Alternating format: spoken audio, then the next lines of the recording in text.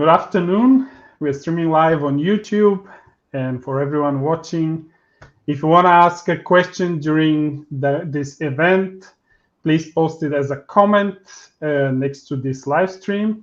Today, I will host a fireside chat with Vivek Kumar, VP of Products at Property Guru, a company based in Singapore and one of the leaders in PropTech in Southeast Asia.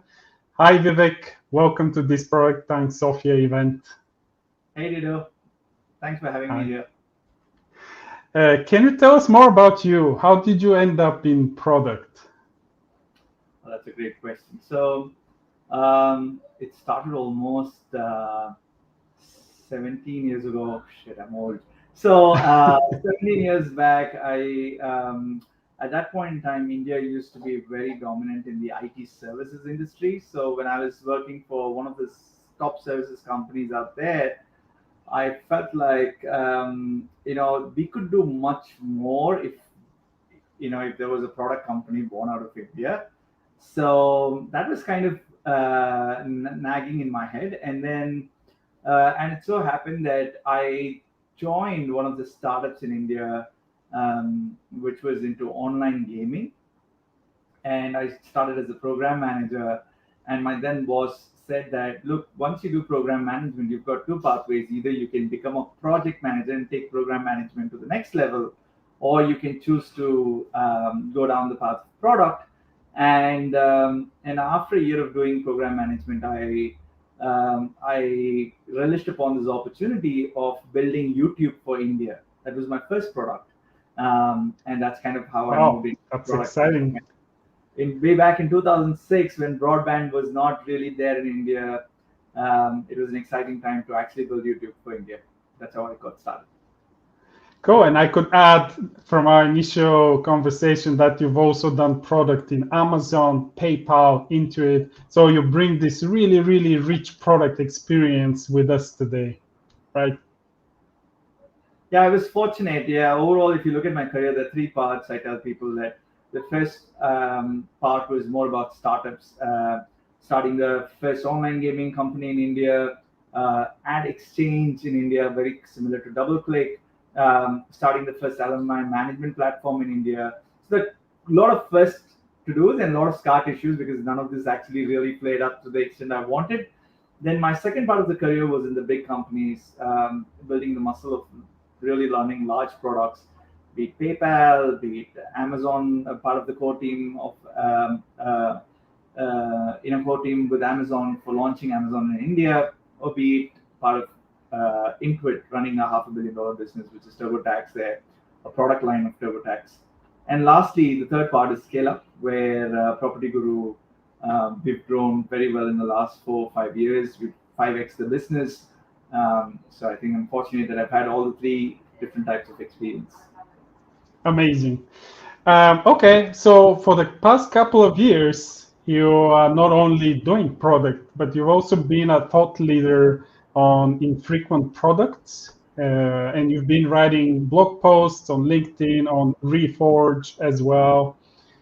I believe that's also a term that you coined yourself, infrequent products. So what are those exactly? Hey, thank you for asking this. I realized that in my 17 years of career, almost 12 to 13 years has been spent managing these so-called infrequent products. And so when I was in PayPal, the definition of active user in PayPal was like once a year if someone were to transact peer-to-peer money transaction, that was deemed as an active user. Then come TurboTax, I realized that people just use it once a year during their tax season, and they don't think or care about TurboTax until the next tax season really comes in. And now at Property Guru, it's people rent or transact, buy properties very infrequently, like once in 2 years, or if someone was to buy properties, maybe twice or thrice in a lifetime. Um, and so what I realized was in my span of career, as I manage these products, there's no real playbook to manage these kind of products because most of the playbooks that has been out there has been written from folks who've been either running the Zingers of the world or Instagram.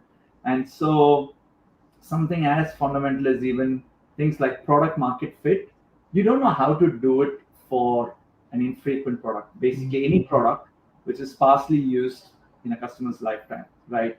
And for my own definition, I just say that anything that is possibly used less than 3 months, I call them an infrequent product, because the propensity for you to just forget the product is pretty high. And so there are a lot of challenges managing this product, and that intrigued me, and I ended up writing about that. Yeah. So basically, to sum up, um, once your product is being used, let's say once every 4 months or once a year, you're basically in uncharted territory because you can't apply what has been applied to Facebook, WhatsApp, Instagram, where you have a lot of daily users, uh, and you can actually observe a lot of how customers use that product. Whereas, as you mentioned, in those cases, well, somebody needs to file their taxes, for example, once a year. They're not going to use that every week or even every month, right? Now you're so right. So example, like for instance, if the the core work of product management, especially in products like Facebook and Instagram, or any of those high frequency products, are that people need to be retentive and they need to come back again and again. But and that also defines the product market fit. But when you look at the low frequency products, or infrequent products as I call them, there's no concept of retention. How do you retain someone who's wanting to buy a home? How do you retain someone who wants to date? And that kind of intrigued me, and that's how I started going down this path. And in fact, the trigger for me started with an article from Andrew Shen, who kind of wrote some time back about why dating sites really don't get funded. And the argument was really great. He said that, look, if you're a dating platform, the chances of you maximizing your LTV is going to be very minimal, because you've got a really slithered window in a user's lifetime, and you're going to pay a ton acquiring them. So how do you make the economics work? How do you maximize the lifetime value versus how do you manage the cost of acquisition? I thought that was a brilliant summary of what infrequent product managers go through, and hence I kind of wrote about that. Sure. Makes sense. One interesting question that pops up immediately when you talk about infrequent products is how do you craft a winning strategy for those products? For example, Gibson Biddle, formerly at Netflix, whom I follow very much, has these very simple rules about strategy. So basically, it should be a way to delight your customers. It should be a way to build a hard to copy advantage, and also, of course, a way to earn a margin by offering this product. And from what I gather from what you said, infrequent products present a challenge in those areas. So how in your experience, or what is the best way in your experience to craft a good product strategy for an infrequent product? All right. So, first of all, I'm a big fan of Gibson as well. I think he's done an incredible job of simplifying the whole strategy into just those three acronyms: DHM, as he calls it: delight, hard to copy, and margin enhancing. Yeah. So, look, that's great. So I'm going to pass your questions in two ways. The first one is you're asking me how do you craft strategy for infrequent products, which I feel is a tad different from what I really wrote about infrequent products. Now, what I wrote about infrequent products was more about how do you grow infrequent products, because they have their unique characteristics. And so I split infrequent products into four different dimensions. Now, before I get into those dimensions, one of the things I want to tell you is the real poster person for learning about infrequent products is this man named Richard Barton, who's the founder of Expedia, Glassdoor, and now Zillow. And what he's done extremely well is he's shown us the playbook of creating infrequent products. For instance, in Glassdoor, he had this hook of salary indicator, because even if you're not searching for a job, you want to go there quite often to just check how the salary is doing, how you're doing in terms of salary. In Zillow, he planted the seed of Zillow's estimate, which is your house valuation. While you're not buying properties, you might be wanting to check on how much is my property valued. So I think the germination of this whole concept of how do you manage an infrequent product, I kind of brought up a bit of this playbook. And Mm. so if you were to pass this into 4 dimensions, I call this ICE. I stands for infrequency. C stands for control over experience. E stands for engagement. D for distinctiveness. Now, as I said, borrowing a leaf from the playbook of Richard Barton, he has done what he's done really well is he's made an infrequent product, kind of frequent product by kind of addressing some use cases which is very adjacent to the core product. Meaning, Glassdoor, for instance, is a product about job reviews, company review. I mean, job site, company reviews, and salary is a very adjacent use case that he planted there. So is estimate. So that's about moving from infrequency to frequency. And likewise, if you see, I've taken all these 3 dimensions. Like some products, like dating apps, they really don't have complete control over experience. You really don't know after you match make two of them how the date transpired, how did it go between them. So you kind of gain control over experience. Then engagement. Um, Look, the biggest problem in an infrequent app is that it has got unpredictable retention. I can't say when is this guy going to look next for a job. Then how do you manage such products? So that's kind of E. And the last one is distinctiveness. Airbnb, as much as um, it's a infrequent product. You don't travel Airbnb or you don't do Airbnb every day, but it's very distinctive and it holds a spot in our brain. So that's kind of iced, and then that's a framework for you to think about how do you grow your product. Um, but coming back to strategy, which was your question, look, I think in all my years of doing strategy for infrequent products, I believe depending on the kind of products that you're managing, either it's a marketplace or a SaaS solution, it is important that you base your strategy on a compelling insight that you have about that particular product and then build your strategy based on that. And then you can apply the layers of what Gibson has actually talked about, which is DHM and what have you. But Yeah. strategy per se has to be, based on something compelling insight for your business, about your customer, and then you can add in the layers of moat and build a business product strategy around it. Yeah, that's a very good point. Insights and data in general is one of the most important aspects. And I think a good question here to ask from your experience, how do you collect insights for infrequent products in the best possible way? I mean, you also mentioned that difficulty that comes from customers coming back very infrequently, maybe once a year or once every 6 months. And then you at the same time need good insights of, okay, what do the customers like, what do they don't like, right? And what would they like at some point, and what are their needs? What are some good ways to gather insights in that context? This is an excellent question. Thank you for asking this. Look, again, through my experience, when I look at the lens of customer insights, one of the distinctions between gathering customer insights, and I'm talking about qualitative research here primarily, the quant insights are pretty much very akin to your frequency products, but I'll come to that in a bit.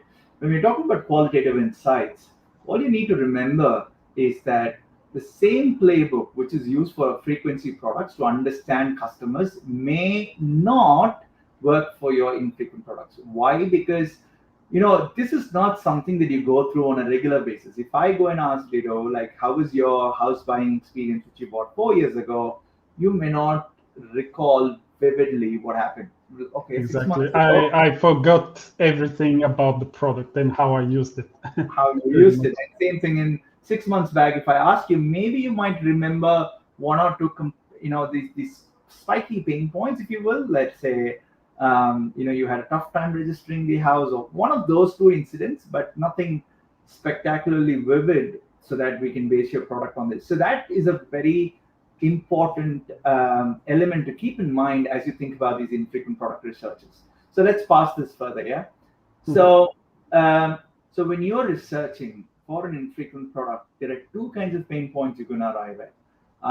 The one pain point that is very interesting is these are non-recurring pain points for an infrequent product. For example, when you're looking for a mortgage, home mortgage, let's say you're buying up, and then buying a loan, and then you're getting a loan. In that point in time, you need to fill up your form, which is tedious. But that's fine. You're not going to do this again and again. But the process of shortlisting a mortgage, which bank should I go with, which lender should I go with, that's kind of a recursive process because you're going to go through a bit of search process to really discover who's you're going to go with. So when you weigh these two pain points, what you would see is people are generally more receptive to products which are solving recurring pain points as against one-time heavy lifting that you need to do. So that distinction needs to be borne in mind when you're looking at infrequent products. And when customers dishes, they kind of voice out their pain points, you need to be mindful of, is this a one-time thing that they're just facing? Or is it something that will happen to them on a recurring basis? And you have much more probability of success if you were to focus on the recurring pain points as against the one-time pain points that might occur. A case in point is the reason I was talking about the mortgage is most times the mortgage businesses that I advise or I consult with, they tell me that, look, we're going to give extraordinary speed to consumers and we're going to digitize the application, have really strong integration with banks and going to go down that path. This is great, but is that really a pain point? Because they're going to do this once in a time and they might be okay to go ahead with this. And whereas you searching for a lender, knowing which is your real lowest interest rate, I think that is going to be a very, very key problem for you to solve. That's one. The second insight that you need to bear in mind is every time there's going to be a human component there, it's going to be very difficult for you to disrupt that relationship because it's so infrequent. Example, if you're trying to, look at a tax market who are already wedded to their, let's say, chartered accountants, you're going to have a tough time to pull them towards you because, when it comes to financial and if they have a lot of trust riding on a human, the products might have a lot of friction to actually scale up. So that's the second insight. So you need to watch out for, are there human trust elements there? Is the problem recurring? I think these are the two major points. And I think that's something for you to bear in mind as you look into it. So these are some pointers that are uniquely for low frequency products. Cool, thanks for that. Good point. You mentioned, so insights is the first step in crafting a product strategy, but then inevitably you arrive at the point where you have some kind of strategy and now you have to decide what to build and what to build first and how to prioritize as well.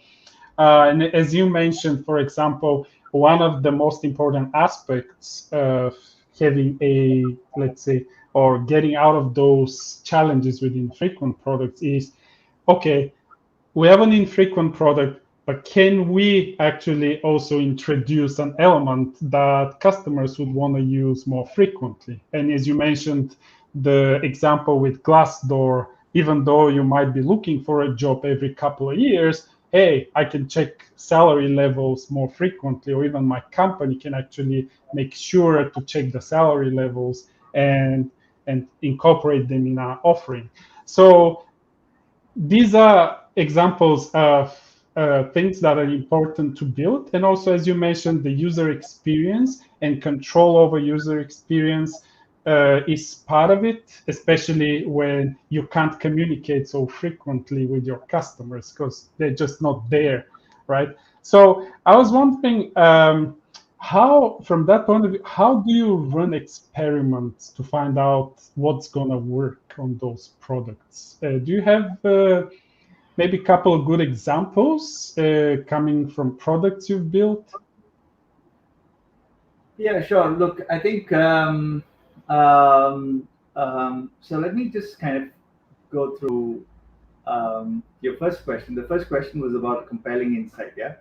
So, example of a compelling insight is I was recently advising a startup, and in that, it's a marketplace for jobs, and So usually the way the marketplace generally works is that there's a strong Pareto that you see in the marketplace, meaning few of those which is driving extraordinary benefits, like few listings actually giving you disproportionate number of returns. So let's take LinkedIn for example.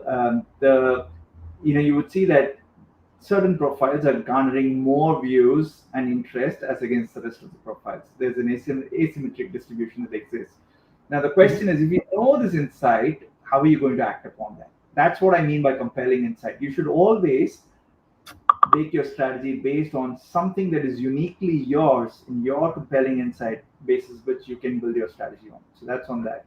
Now, coming back to your question, in terms of the other part of your question as to how do you think about experiments, it goes back to the way the ICE works is that each dimension actually appeals to a benefit that could accrue to your business. Meaning, in eye of the ICE means, do you want to penetrate more into the market?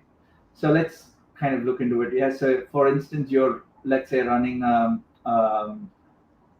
job. You're a job marketplace, right? And not everybody is going to be looking for a job at the same time. So let's say he just applied for a job. It's unlikely that he's going to refer his friend because his friend might be very happy in his job. So these are non-penetrable products. So in order to penetrate that, you need a solution which kind of gets people to be more frequent and more penetrable. So, and also penetrability means most non-penetrable products like cars, like properties, are also very, very subject to macroeconomic cycles. Yeah. So when you make it penetrable, like if you think about your WhatsApp, I mean, come recession or not, your WhatsApp usage doesn't correlate with that, right? So when you have the lever of frequency, it gives you a lot of penetrability in the market, and that adds in a lot of benefits as well. So the next one is, look, I've been doing well, but I need to bump up my average revenue per customer, or I need to increase my monetization. Then control over experience is the next lever for you to focus on. If you want to make sure that there are two kinds of products out here. There are some products which has got predictable retention. Example, tax. I know that if I'm not good, if I'm not really, really kind of messed it up, Vito is going to come back to me next year to file his taxes. Predictable retention. But there are products on the other side of the spectrum which could be unpredictable. Like I may not know when someone is going to look out for a car next or a dating partner next. It's very unpredictable, right? Depending on what is your outcome, you would want to increase the organic traffic by focusing on E of your retention, and we'll talk about that a little bit later.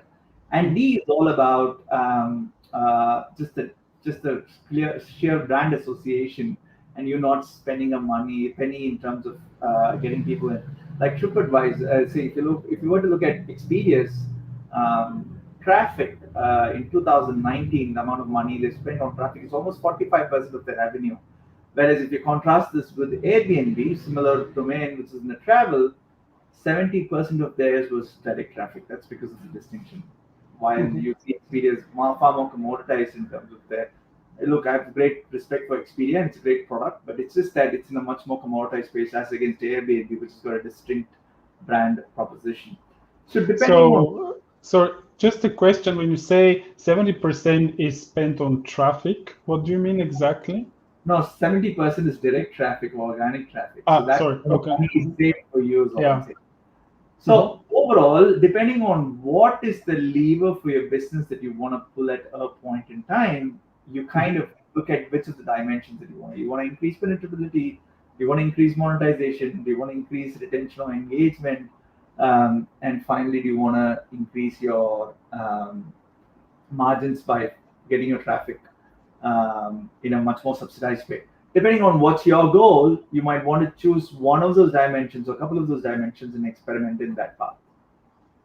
So basically, I mean, one idea that comes to mind while listening to this is that if we use those 4 dimensions of the ICE framework, it could actually be a source of ideas, and also even for our product strategy, right? So, for example, hey, we're in the space, we are very, very far left, we are so infrequent that it's difficult for us to actually know about our customers, or even um, to function or to get insights for the product. Let's move a bit to becoming more frequent. Aha, okay, so our roadmap will actually be influenced by a lot of changes aiming at making, as an outcome, making that product more frequent, for example. Absolutely. And I Yeah. suggest you pick up one or two dimensions at the best and kind Mhm. of go down this path, and so that you can, where you're diving deep. And I also strongly urge, when you're starting fresh, then you should go down the path of E is the engagement. And Mhm. the way a product market fit works for an infrequent product is about penetration as against retention. So example, if you're, let's say, managing WhatsApp, the way you're going to look at WhatsApp's product market fit is the Jan cohort is at, let's say, 50% retention. Feb Mhm. cohort 60%. You're improving your product market fit month on month, depending on based on whatever features you're releasing. When you don't have a concept of retention, which is what the infrequent products are, then your way of ensuring there's a product market fit is about increasing the market penetration. The Mhm. more transactions you could actually do through your infrequent products, the higher your product market fit. And so, in order to do more transactions, you need to engage them right, and you need to kind of ladder the engagement over the period of time. Mhm. And so, if you're starting afresh, if this is your first dimension you got to work on, I strongly suggest starting with E, and then if you could work on other parallel dimensions at the same point in time, great. But E is the place to start, and then diversify into the rest of the other ones. Mhm. What about, let's say, if we make a distinction between, let's say, a startup that is just starting with an idea about an infrequent product, let's say some platform where they would like to sell fashion, for example, which is something you buy infrequently, and then compare that to a company that has already developed products in that space. Um, where does a startup start from? What's the best part of the ICE framework to start from, in your opinion? Look, ICE framework gives you a way in which you can profile your company. So if you're looking Hmm. out, my next blog should be out this week, where I Hmm. present something called as an ICE theory canvas. And the ICE Yeah. theory canvas can actually help you kind of profile your company as to where you are at this snapshot of moment right now, where your product is again. And then you Hmm. can see which one of these things you want to dial up or you want to stay. And that's kind of what this tool is going to give you. So let me take the same example that you've given in terms of fashion. Hmm. Look, the engagement has three attributes in an infrequent product. The first attribute is what I call as complexity, the extent of complexity a product has. While a property is extremely complex, a payment solution is very simple on the other side. Meaning, if I want to transact something peer to peer using, let's say, PayPal, it's a very simple solution compared to that of you buying a property, let's say on Zillow or Rightmove or Hmm. any of the leading property proptech firms. The second attribute for engagement is what I call as a touch, single touch and constant touch. Now, some products are just single touch. You use TripAdvisor just once when possibly you're traveling, and after that, you're not going to go to TripAdvisor pretty often. Whereas when you buy a Nike, when you buy a fashion, you're going to be in constant touch with this. Every time you're going to wear that brand, and someone is going to compliment you, or you feel good about it, the brand or the product is getting reinforced on you. Hmm. And the third part is, as I said earlier, unpredictable retention and predictable retention, right? So depending on where your product falls in, so for a fashion brand, possibly there's a predicted, let's say something like Stitch Fix, it's possibly has predictable retention. It's got constant touch, and it's not very complex. It's pretty simple. It's somewhere in the middle. And so for this kind of a product, then you dial up the engagement first, depending on what you're looking Hmm. at, and then go back to the other aspects of ICE. Hmm. Okay. Um, Actually, let's build a bit on complexity. Uh, Basically, one of your blog posts, you define complexity as the degree of perceived effort that a customer experiences while making a transaction. And that's also what you touched upon while you were giving us this example, which basically means I'm using the product. Hey, do I find it difficult or easy to use? In other words, um, so how one of course complexity is an important enemy, if I could put it this way, every product manager, and has sent a lot of products to the graveyard. So while listening to you, I was wondering, do you have any good practices or any good tips and tricks on how to keep complexity low? Also, drawing on the framework that you talked about. All right. So look, I think let me just explain what the complexity here is. The complexity Mhm, here actually means I'm talking about the nature of the product that is complex. mhm, Meaning, if you are selecting a partner for life, it's a complex decision. There are so many variables out there, but you need to keep in mind. You're buying a furniture for your home. It's a complex decision because there are a lot many attributes that goes into the measurement has to be right, the color has to be, suiting your room. There's so many attributes that go in to ensure that it's fitting with your requirements. That is the complexity that I'm referring to, right? mhm, Now, obviously, in the ICE theory, I've detailed many more strategies about dealing with complexity. But let me just throw out one. So, some of the complexity products, the way you can do this is deal with what you call as a safety net of you need to create a safety net in your products. So a great example of that is TurboTax. The way TurboTax actually does. So if, I don't know how many of them know about this. There is a TurboTax community which is called TurboTax Live. mhm. So So, every so TurboTax, just to mention to everyone, because it's not something we have here, but TurboTax is a solution through which you can actually file your taxes. I think it's based in the US, right? It is. Thank you for Yeah, saying that. So, yeah. just for the listeners, the U.S. tax market is pretty complex. So, Mhm, TurboTax has done a brilliant job of helping people file their taxes by simplifying this whole convoluted tax process. mhm, And it's close to around $3 billion for a not a $4 billion product, $3 to $4 billion product. Now, when we are talking about so TurboTax, like example, your tax situation could be pretty complex. You might have sold your house, you might have sold a lot of stocks last year, and then when you're filing taxes, you would have questions. So what TurboTax has done really well is it has gotten a community of people, which is part of what we call as TurboTax Live, and they mhm, help you answer the questions when you're going through your tax filing process. So as a safety net, you fall upon them. You say that, oh look, I've done this transaction. I'm a bit unclear about this. Can you help? And you see a whole community waiting for you to go out and respond. And that's pretty incredible user generated content platform that they've got, where the responsiveness is pretty good, the accuracy of mhm, the answer is pretty right.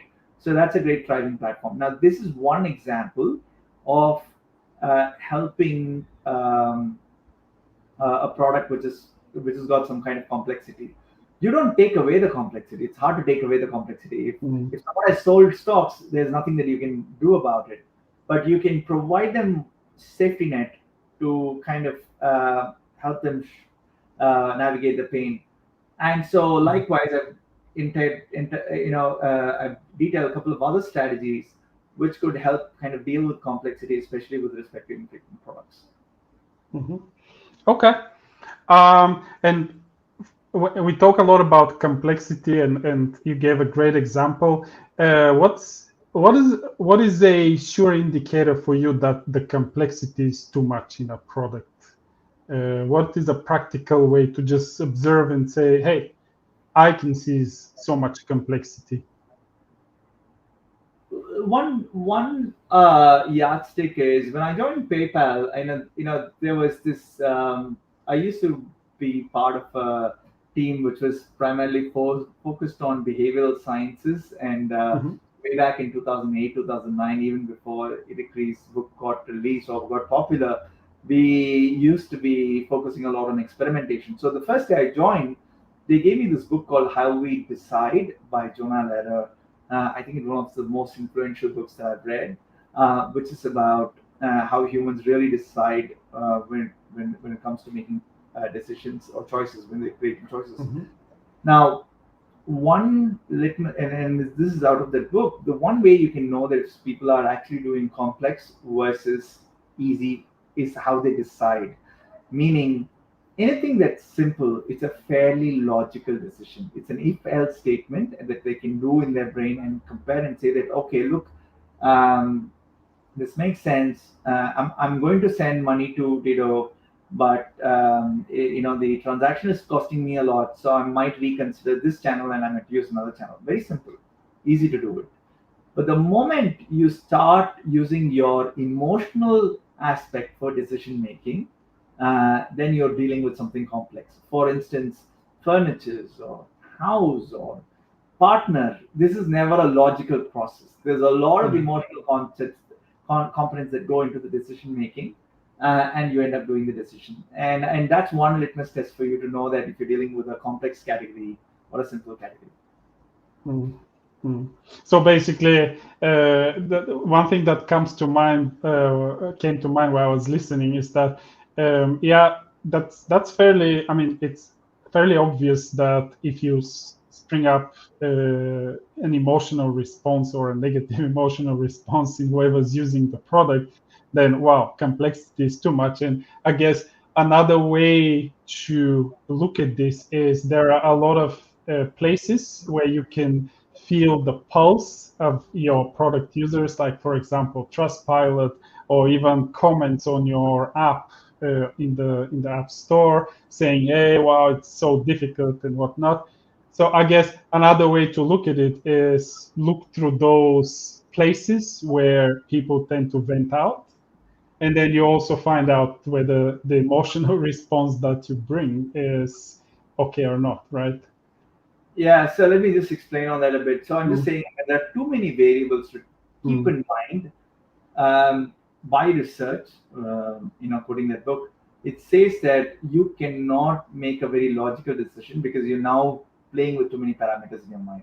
So that yeah. time, it's much more of your emotional aspects that come at the forefront, and you go up with one of the choices that you make. Whereas when things are simple, there's just a couple of variables you're dealing with. Oh, this channel, I'm sending money to someone, the pricing is not good. Okay, I'm not going to do it, or I'm going to do it. That is a Mhm. fairly simple one, and so that's where logical brain takes over much more, or the logical aspects take over much more. That's one way to just decide. Like for instance, anything that like furniture, for example, it's a great example. Car is a great Mm, example. As much as you can be logical about some of these aspects, there is a pull that goes beyond you, and then you go about purchasing that. yeah, good point. Okay. One of the things you mentioned during our conversation so far is product market fit. Very important, obviously, for a lot of products. Um, can you please give us a little bit more on how you determine whether an infrequent product has a product market fit, maybe like a real world example? Sure.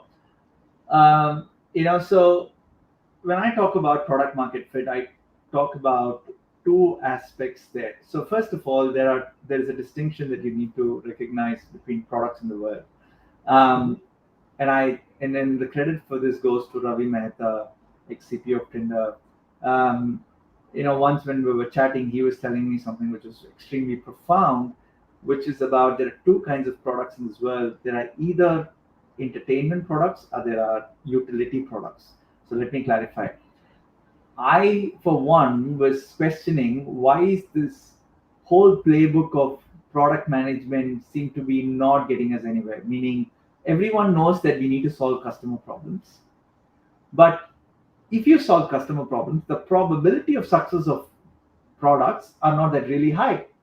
So where's the gap? Every Mhm. company here possibly knows this playbook, and very few are getting it right time and again. So is this the playbook wrong, or is there something wrong with the execution? Where exactly is the gap? Um, when I was exploring this more, and I was questioning some of these things, like all the blockbuster products of the internet, be it YouTube, be it Instagram, be it Twitch, any of these things, if you see, I don't think they could have come out of a conventional customer research. Uh, and then I started questioning, hey, how does this really work? If you can take an Instagram and can you reverse engineer to write a great problem statement? Difficult. And can you write a problem statement of whatever you think Instagram is and turn forward engineer to an Instagram of today? Again, that's difficult. And when I was fighting with this conundrum, I think Ravi kind of gave this clarity around there are two types of products, which are entertainment products, which are Instagram, your Twitch, your YouTube, and the utility products, Dropbox, and what have you, right? Mhm. Infrequent products are utility products mostly. I mean, not mostly, all of them mostly are utility products. You want to buy a property, look for a house, store your document in Dropbox. All of these are primarily utility products. Now, why is this important? Because all utility products have an offline business at some point in time. If you look at jobs, there were job agents initially before digital came and took it over. Travel, travel agents were there before digital kind of took it over. So, and there are still a lot of sectors where it's still not being made, it's still not completely digital. So I look at product market fit in two parts. Let's say today I'm starting a store in one of the locations in, let's say, Sofia, and I'm selling mobile. I'm just selling mobile devices. So the way I'm going to look at it is I'm going to start in this particular location, do well in that particular location, and if I'm doing well, I'm going to then take that money and expand into multiple other locations within Sofia. So that's kind of the thing, right? And this initial style, and that's how the offline businesses work. You set up a shop, you know you're doing well, and then you spawn yourself into other places, which is growth hacking. You take the same concept into the digital world. If your infrequent product is already a utility in the offline world, my the way you need to think about is, are you doing as good as that infrequent retailer who's out there? And this part is what I call as an initial product market fit, right? Mhm. Let's say there is a top, let's take the example of tax. If you're going to create a tax software in Software, there's already an existing chartered accountant who's doing the business of that particular tax filing in that particular city, and Mhm. you would want to compare yourself if you're outdoing that leading tax consultant in your city, and that's how you know that your product is actually resonating with customers. This phenomenon is what I call as an initial product market fit. But once you've kind of beat, you kind of outdid them, the next part is, can you now unleash the power of digital and take it to many other places, because there's zero cost of distribution, there's actually zero marginal cost, and can you take it to much larger audiences? And that is what I call as true product market fit, because you're now unleashing the power of digital. So Mhm. that milestones, you need to see that your product is actually checking the boxes of initial product market fit and then into a true product market fit. Now, if the industry has gone digital, there are other ways to do this, but I think in the scope of this talk, I'm going to let it be. But then the Mhm. concept is, you need to penetrate more and more. The more you penetrate the market, the higher the successful your product is. Mhm. Uh, Yeah, makes sense. A couple of questions that come to mind here. So, let's say, how do you decide what exactly the metric to benchmark to would be between, let's say, your newly started digital business and the physical business you referred to? It's easy, right? So, for instance, the tax example I gave you, Mhm. if you're doing X amount of customers' tax filing, and if Mhm. that person is doing X amount of customers' tax filing, you pretty much get the sense of how many customers or what kind of revenue. It could be any of these matrices that you could benchmark, but you would get a sense that, oh, people are coming to me and they're filing taxes. This sounds great. So it's a very clear, measurable metric that you can look at. Mhm. And once you're done with the initial product market fit, then the boundaries are a bit hazy, and then you can just all you need to do is can I penetrate more? Can I penetrate more? And that's your only benchmark that you need to keep beating yourself. Are there any cases where, for example, you'd have a different business model to your traditional competitor? Like, for example, let's take the tax example, right? So somebody is filing taxes for individuals and they charge a fee per filing every year. And then you have a different company where, let's say, you charge a yearly subscription for people, and you not only allow them to file their taxes in an easier way, but also give them lots of other useful information or whatnot that they're willing to pay for. So, are there any way, let's say, any difficulties or challenges that you could foresee if there are different business models, for example? Uh, okay, look, I'm suggesting what I'm suggesting is a framework to think about product market fit Mm-hmm. in terms of because this is an utility business, because almost every infrequent product that you're going to pick up has got a digital, non-digital relevance. Um, so there's some other existing business which is already doing. You have a way to benchmark unless unless Mm-hmm. the industry has already gone digital. That's the only caveat out there. In which case, I've detailed in my blog as to how to do that. So that's a separate topic. Mm-hmm. Now, if the fundamental value proposition is not good enough, you're not going to scale as much. So the to your point, let's say I've started this as an individual tax transaction, but I'm unable to break the barrier and convert more people into my product because there is a other competitor who is doing a better job of a much more beefed up value proposition, then I think the game is pretty much evident and you need to kind of catch up or do better than them. That's kind of how it is. So the value proposition is something like you do it like for every other product. However, once you get your value, assuming that you got your value proposition right, then the way to benchmark yourself is are you beating your offline equivalent or and then are you growing beyond that? That's kind of how it is. Assuming that the industry has not gone digital completely as yet. Mm-hmm. An interesting example, by the way, I was thinking today was, what if you have a marketplace price product, which basically is like two products in one. You know, on the one side you have demand, on the other side you have supply. Um, then how? I mean, what if there isn't one company that offers both in the industry, and you need to benchmark? Then what do you do? Do you benchmark to different competitors, so one in demand, one in supply?